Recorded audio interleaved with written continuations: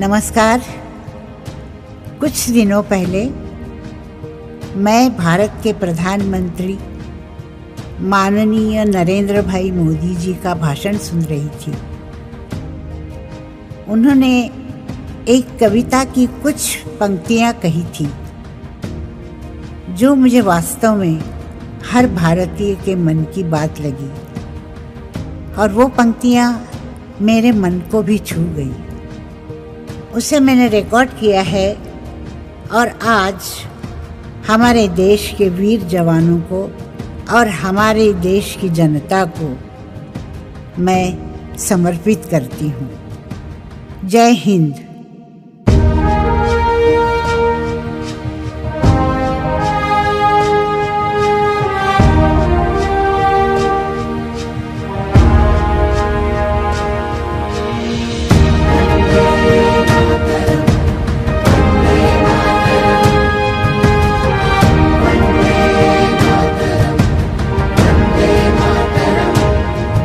सौगंध मुझे इस मिट्टी की,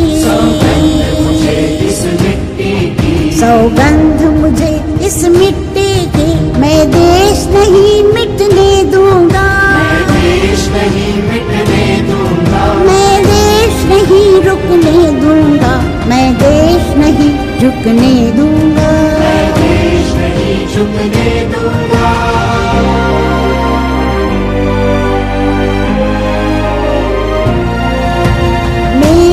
वचन है भारत माँ को,